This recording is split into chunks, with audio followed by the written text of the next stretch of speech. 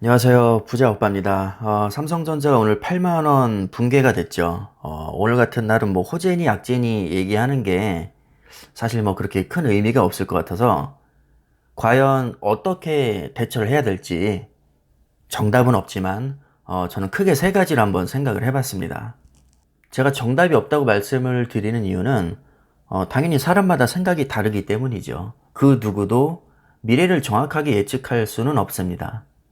뭐 명문대를 졸업하고 천재 소리를 듣는 펀드 매니저들조차도 시장의 평균 수익률조차 따라가기 힘든 게 현실이고요. 주가의 흐름은 그 누구도 맞출 수 없다는 게 저의 개인적인 생각입니다. 그래서 세 가지로 생각을 해봤는데 첫 번째로 이렇게 생각하는 분들이 있을 수 있겠죠. 위기는 기회다. 어차피 우상향할 종목이라면 쌀 때 수량을 늘리자. 뭐 이게 맞다거나 잘못했다는 얘기가 아닙니다. 이렇게 생각하는 투자자들이 있을 수 있다는 거죠. 충분히 있을 수 있다고 봅니다. 하지만 지금은 작년과는 상황이 다르기 때문에 이렇게 생각을 하신다고 해도 저는 분할로 매수를 해야 된다고 생각을 합니다. 작년과 비교를 해봤을 때 이미 상당수 종목이 지나치게 많이 상승했고 코스피도 10년 박스권을 한 번에 탈출했습니다. 불과 1년 만에 말이죠. 이 정도 상승장은 국내 증시 역사상 정말 유례를 찾기 힘들 정도로 매우 드문 케이스였습니다. 그래서 저는 작년보다는 조금 더 보수적으로 접근해야 되지 않나 지금 이렇게 생각을 하고 있고요. 공포에 사야 되는 것은 물론 맞지만 아직 바닥을 아무도 알 수가 없습니다. 단순히 많이 빠졌다고 해서 무리하게 매수하는 것은 리스크가 너무 크다고 봅니다. 따라서 본인이 감당할 수 있는 범위 내에서 분할로 매수하는 게 저는 좋을 것 같고요. 때로는 과감함도 좋지만 손실을 최소화하는 것도 중요하다고 생각을 합니다.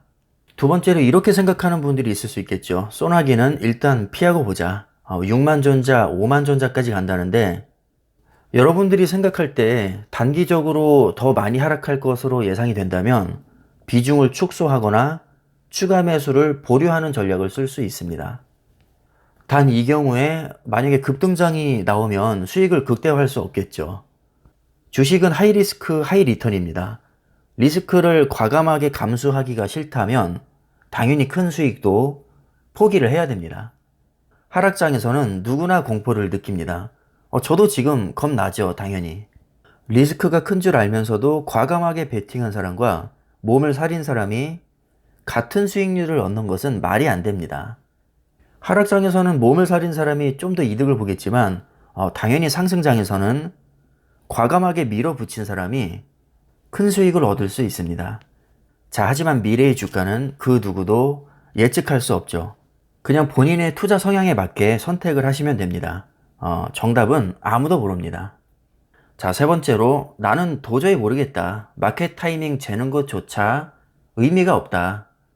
내일 얼마가 될지, 내일 모레 얼마가 될지는 모르겠지만 그래도 길게 봤을 때는 우상향할 거라고 믿는다면 여윳돈이 생길 때마다 일정 금액을 꾸준히 매수하는 방법도 있습니다. 폭락하든 폭등하든 그냥 무조건 매수하면서 존버하는 거죠. 이것을 소위 코스트 에버리지 효과라고 하는데 뭐 우리나라 말로 바꾸면 비용 평균화 효과라고도 합니다. 주가의 흐름에 상관없이 무조건 일정 주기로 일정 금액을 매수하는 방법입니다. 예를 들면 매달 15일에 무조건 100만원씩 매수하는 거죠. 이렇게 일정 금액을 매수하게 되면 내가 머리 아프게 뭐 마켓 타이밍을 잴 필요가 없는 겁니다. 그냥 무조건 매수하는 거거든요. 이렇게 매수하게 되면 폭락장에서는 많은 수량을 그리고 폭등장에서는 적은 수량을 매수하게 됩니다. 예를 들어서 삼성전자가 폭락해서 5만 원이 되면 20주를 살 수 있을 것이고 폭등해서 10만 원이 되면 10주를 살 수 있을 겁니다. 많든 적든 어쨌든 수량은 계속 쌓이는 겁니다. 삼성전자라면 이 전략도 저는 나쁘지 않다고 봅니다. 아무리 철저하게 분석을 하고 마켓 타이밍을 재도 그 누구도 주가의 흐름을 완벽하게 맞출 수는 없습니다. 어차피 못 맞출 거라면 그냥 평타라도 치자. 이게 바로 코스트 에버리지입니다. 자, 간단히 정리를 한번 해볼까요? 나는 천재다. 주가의 흐름을 완벽하게 맞출 자신이 있다. 이렇게 생각하시는 분들은 적극적으로 트레이딩을 하시면 됩니다. 삼성전자는 100% 오만전자까지 간다. 나는 진짜 100% 확신한다. 이렇게 생각하시는 분들은 전량 매도하시면 됩니다. 워런 버핏도 시장의 흐름을 전혀 예측할 수 없다고 하던데 내가 생각해도 이게 맞는 말 같다. 나도 주가가 어떻게 흘러갈지 전혀 모르겠지만 우상향할 거라는 확신은 있다면 홀딩하거나 분할 매수하시면 됩니다.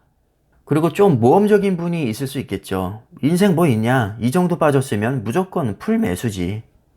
이런 마인드를 가지신 분들이라면 본인이 감당할 수 있는 범위 내에서 적극적으로 매수를 하시면 될 겁니다. 가끔 저한테 언제 사야 될지, 언제 팔아야 될지 그런 걸 물어보시는 분들이 계신데 저도 모릅니다. 제가 그걸 알면 지금 좀 세계적인 부호가 되어 있겠죠. 저도 그걸 모르기 때문에 평범하게 그냥 살고 있는 겁니다.